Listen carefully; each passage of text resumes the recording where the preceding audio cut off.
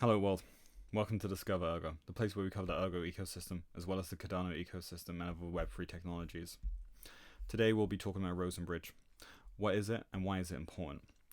Okay, to begin with some background, blockchain technology, as you may know, consists of various networks such as Bitcoin, Ethereum, and Cardano, many others. Each of these operate independently with their own rules and features. However, one of the challenges has been interoperability and the ability for these diverse networks to communicate and transfer assets seamlessly. Bridges are essentially tools that connect these isolated islands. They allow for the transfer of information, tokens, and assets from one chain to another. Overcoming these barriers of interoperability are very key.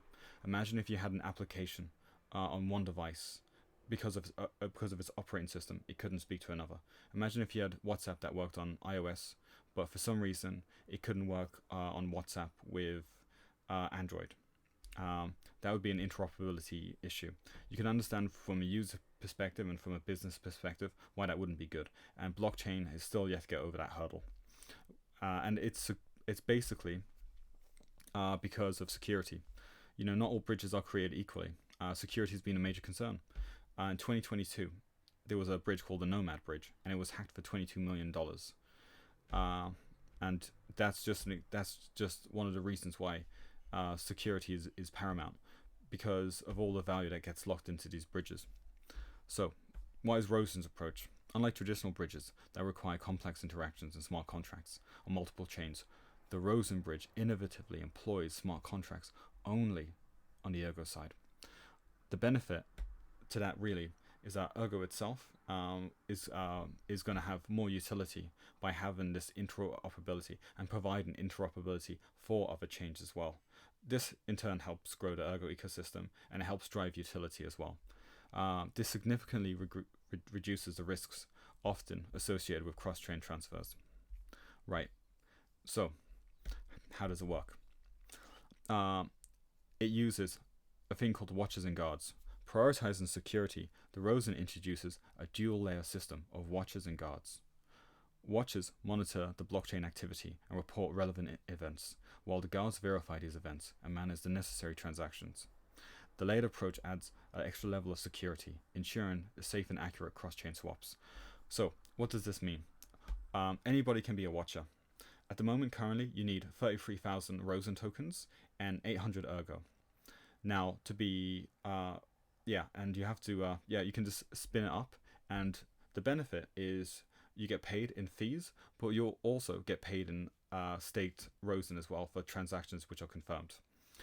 Now, if there are bad actors, there's also slashing as well, and this is to prevent this is to increase security and prevent bad actors. So there's the watcher side where anyone can do it, but there's also the guard side where it's community-driven projects which are trusted within the ecosystem. They verify the final transactions, I believe. So these are Zengate or ErgoPad and stuff like that. Projects which you can find in the Ergo ecosystem. I believe in the future what they'll try to do is they'll try to make sure that it stays as decentralized as possible. Okay, what else is notable about Rosen Bridge? It's open source. So this basically means that anyone can participate in reviewing the code, and they can also give improvements as well. So by having it open source, it means more people can look at the code to look if there's any security issues, but they can also come up with better ideas. I'm not sure if many bridges in the past have been as open source as this solution, but I doubt it, because when it comes to these concepts, the concept is there, but the execution is usually rushed, and the incentives are very questionable. So, what's the future of Rosen Bridge? Well, they want to make bridges not just to Cardano, but to Ethereum and Bitcoin as well.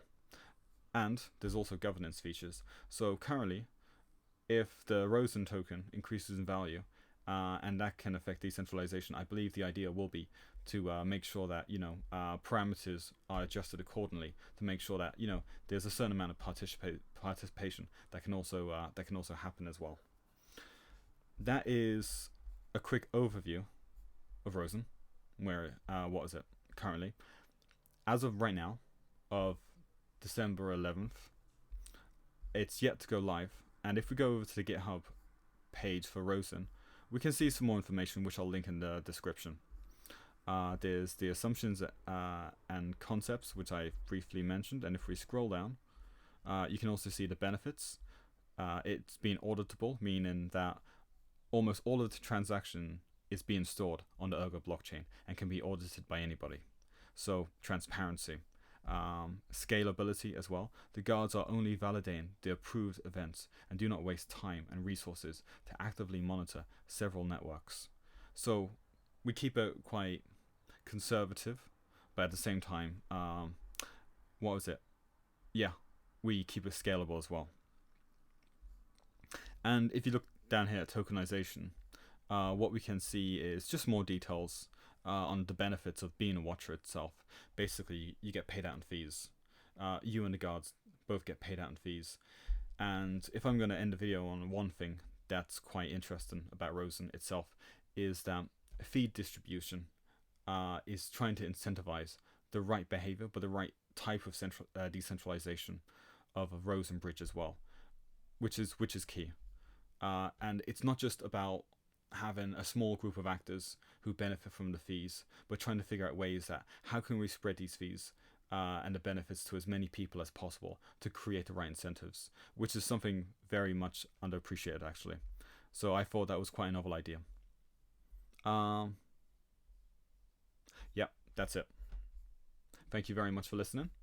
I will be back with more updates with Rosen Bridge as they come out. Yeah, thank you very much.